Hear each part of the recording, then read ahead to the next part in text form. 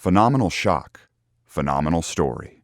Next on Ryan Shazier's 50 Phenoms. From crushing accident to courageous attitude. I said, there's the door. I said, if you want to take it, I'm not going to hold it against you. She looked at me and she's like, I'm not going anywhere.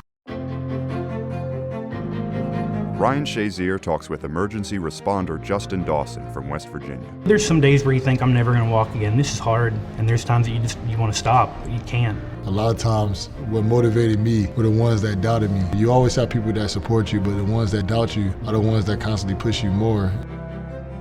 When Justin went to help a stranded motorist on the highway, he was hit by a car going nearly 60 miles an hour. He lost both of his legs, but he never lost hope. So I know you love being a firefighter. Can you tell me a little bit about that? I loved the work, you know. I mean, I was dedicated to it. I trained for 10 years. It was a part of me. It still is a part of me. It's always going to be a part of me. Whenever somebody asks for help, I mean, I want to help, you know. It's just part of me. So you're just a service-giving person. You love trying to help others and take care of others and just be there for others when they need it? Mm-hmm. Yep. Was that why you turned back around on that October day to help the motorists? Yes, actually. I didn't even need to really go out there. I mean, I already had 2 guys that were up there. I just pulled in there to see if there's anything I could do to help, and got out of the truck and walked around the back of one, and there he was. I mean, I had no time. So can you explain to me what happened on that October day? Started out as a normal day, 6 in the morning, and I was part of the ERT, emergency response team, and our main goal is to always keep the tunnel open. If there's a wreck, accident, fire, we have our engine there on scene or in the tunnel. We just take off, shoot in there, do what we got to do, try to get the people out, you know. That's our main goal for safety, but it's also to keep the interstate open. So your main goal is to keep the interstate open. So Can you explain to me what slowed things down that day? What slowed it down that day is I was on the south side checking our equipment, doing our morning equipment checks, and I walked outside to go back to the north end, and I seen there's a truck stopped in the road with a trailer. So I go down there pulling behind the truck to see what's going on. He's in the roadway. And the driver come down and said he was having an issue with his battery. So I said, if you can make it through the tunnel safely, pull over in the wide spot, we'll have our service truck come out, take care of you, help you get back on your way.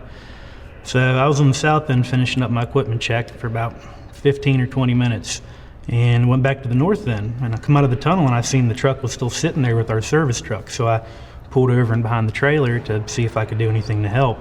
Got out of the car, put my helmet on like normally would, and walked over behind the service truck to walk around it. And for some reason, I looked both ways. And whenever I looked up at the mouth of the tunnel, I seen him exiting the tunnel, and he slowly started to come over on the shoulder. And it felt like 10 years, but it was a second, if that. 55 mile an hour going 75 feet, you're going to be on me like no time. But I seen him coming, and it was like slow motion, and I'm watching him, and he's slowly coming over onto the shoulder. And in my mind, I'm thinking, he's going to swerve over or something. It'll be okay. Well, not the case. He was getting a little bit closer and closer. Finally, I realized that he's got me. I'm done. So for some reason, I had just a split second, and I turned around and I grabbed hold of the tailgate of the truck, and I jumped. Whenever I did is whenever the car hit me, took me underneath the truck and severed this leg instantly, and caught my right foot and severed my foot halfway. I mean, I still remember looking in the car as I came down on the hood, looking in there and seeing him. Then the pickup truck rolled off the hood of the car, which dragged me with it and dragged me to the ground. So I hit the ground, and I'm laying there, and my first thought is, career's done, I'm over. Next thought was, I didn't feel any pain, but I felt warmth on my leg here. So I thought, all right, I said, I'm bleeding bad. I didn't look down at all. I looked over and I seen my crew that was out there helping with the truck, and I seen my friend, and I just put my hands up and I said, he got me. He come running over. He got to where I was laying, and he froze, and I'm looking up at him. He said, buddy, you're gonna be okay. And he dropped to his knees, and he just grabbed me and pulled me on him. I'm laying there, I'm hurt. And I asked him, I said, how bad is it? And he said, it's bad. He said, don't look, just look at me, you're gonna be all right. I laid there, and the rest of my crew come out, engine come over, stopped all traffic. They started giving me, tourniquet in my legs and whatnot. I remember just laying there, no motion at all, what are you gonna do? So everybody's coming over there, and they're like, don't look down.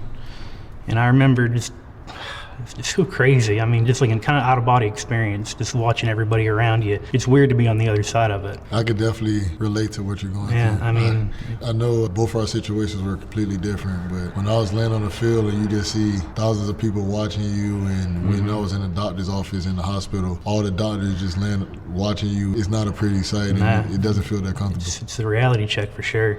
After all this happened, what was the next step? Did you end up going to the hospital? How did things go? I laid there for, I think, 45 minutes, conscious the whole time. I was kind of, in and out of it. Towards the end there, I remembered I was laying there on my side and they, propped my head up. Felt like this leg was kind of like up in the air. And I remember laying on my side and I asked my supervisor, he was right there over me, and I said, "Can you move my leg or something?" I said, it feels weird. I said, it feels like my leg's kind of kicked up. And he was like, and he got choked up and he was like, "Buddy," he said, "just lay there and don't move." And that's whenever I kind of hit me that it's bad. I'm laying there and I'm looking underneath the service truck because there's an on-ramp. And I remember just laying there and I'm thinking to myself, I see the red lights from the ambulance. I'm home free. Ambulance came and they didn't have lights or anything on. Next thing you know, an ALS truck pulled up and the medic come up there and she's like, "We got to get him out of here now." They had no idea what they were walking into there. They thought it was just your normal run-of-the-mill car wreck. It definitely wasn't. The medic come over and they start loading me up on the backboard and getting me packaged up and ready to go. And I remember they were talking about getting a helicopter there. They said, "Let's land a helicopter in the field or land it right here in the interstate." And the medic said, "We don't got time. If we wait, he's dead." I think I was pretty much on E blood-wise. They loaded me in the back of the ambulance and they started putting bloods in the blood warmer. And the medic said, "We don't got time for that." She was like this pressure bag. So I remember there was 2 or 3 medics in the back. One was working on getting me hooked up to IVs and everything, getting me fluids. And then the other 2 had IVs in me, just pressure bagging me. I mean, they were just trying to get blood in me as quick as they could. I think after it was all said and done, I ended up getting 12 blood bags and 13 plasmas. Is that before you even got to the hospital? No, I'm not sure how many they gave me. I know over the whole span of the whole thing, I got 12 bags within like that day. So I understand that you've seen a few car accidents yourself, just dealing with transportation. Why did you feel you were lucky in your situation? Just because if I wouldn't have jumped there at that last second, he would have cut me in half and I'd have died right there. Yeah, I'm lucky. I don't know why or what told me to jump. So, I mean, it saved my life. That definitely is a lucky feeling, to still be here talking and being able to tell everybody about your story and continue to move on, so.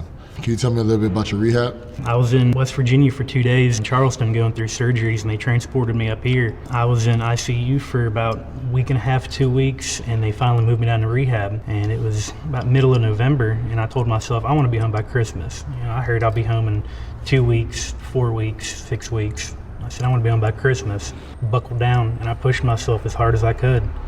And I ended up getting home on December 30th and got to spend Christmas with my family and everything. I ended up coming back in March after I got my prosthetics to do my inpatient rehab. And I was up here for about 2.5 weeks going through all that. So why was being a fireman your dream job? My brother started in it and I was 15. Watching him go out on calls got my attention. I got into it whenever I was 15 because of him and our friends. I fell in love with it and I started from there, started my training all the way up until I was 18, then I jumped straight into it. So I know that you said a lot of your rehab was at Mercy. Mm-hmm. Is that why we chose this fire station? Yes, actually, sitting up in my room every 5 minutes or something, hearing them take out of the station, and it killed me. I would sit up there in the window and just look down and look at the fire department. It gave me a little bit of hope. How was your rehab at Mercy? It was great. I couldn't ask for anything better. My therapists and everything were amazing. I mean, world class. I owe them my life. They taught me how to live again. They're amazing. Can you explain to me some of the things you had to do in your rehab? Learning so much, stretching and everything you got to do to keep your muscles from getting tensed up and losing strength in your legs. Did a lot of just exercise and walking up and down the hall, doing steps. They got little steps in there. I'd do 5 flights a day, I think, or I'd try to do 5 flights. So how was your rehab before you got your new legs? It was upper body, trying to get ready for the physical demands that you have. This is all you have now, is your arms.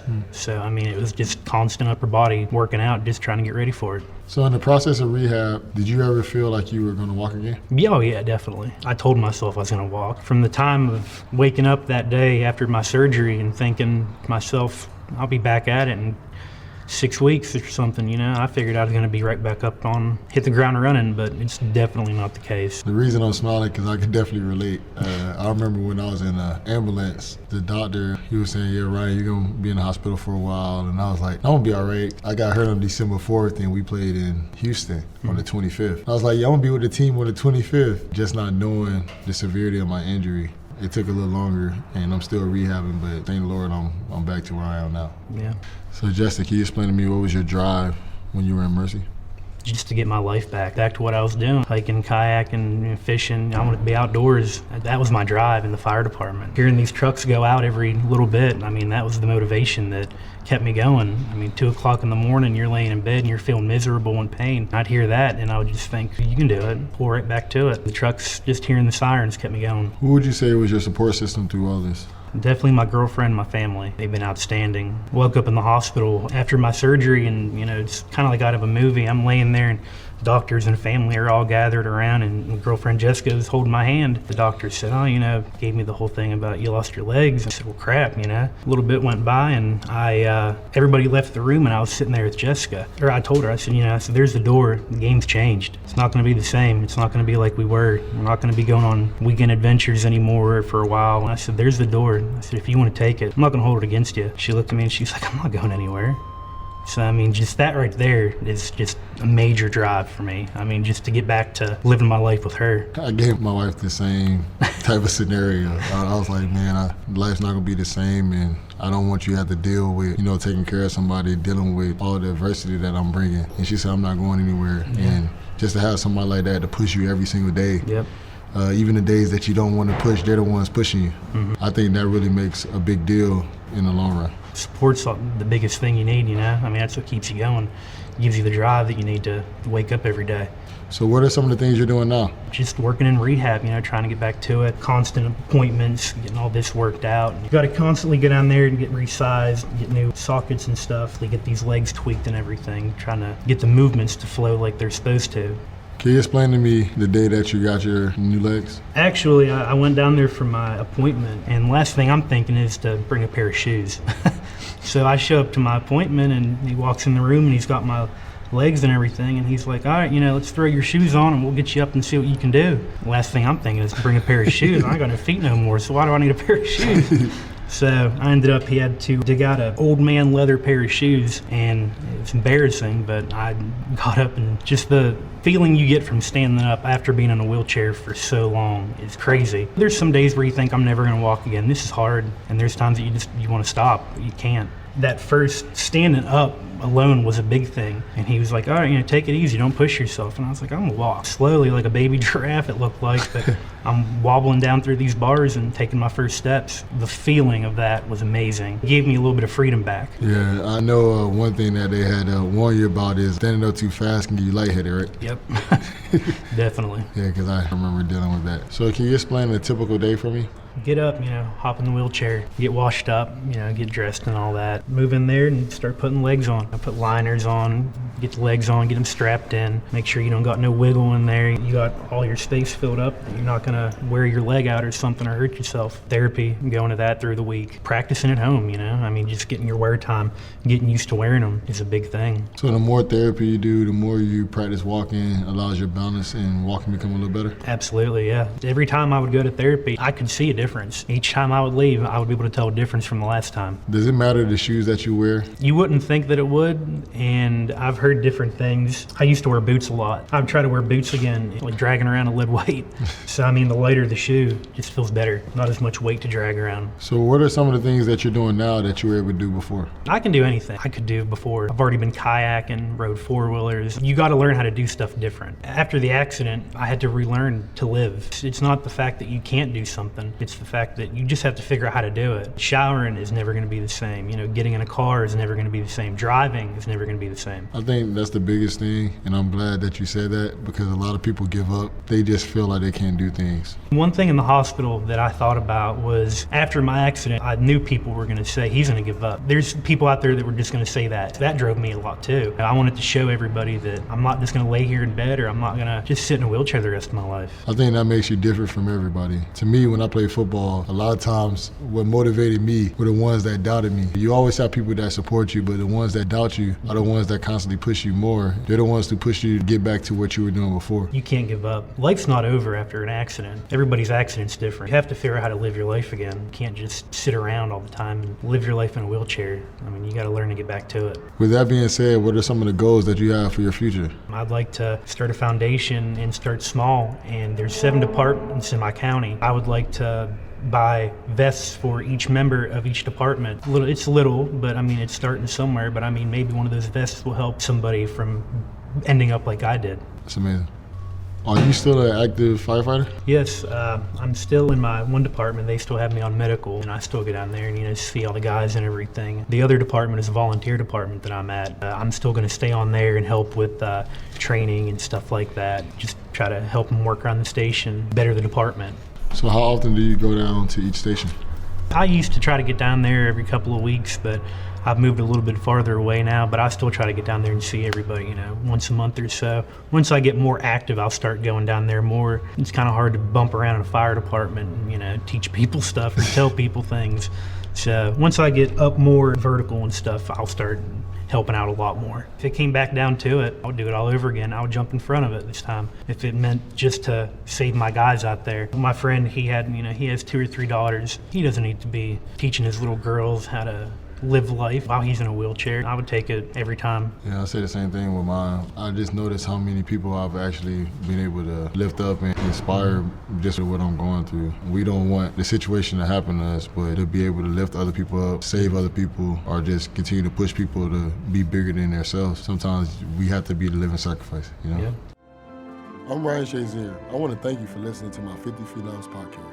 Follow along with me by visiting upmc.me/50phenoms. Sign up to receive our emails and text alerts too.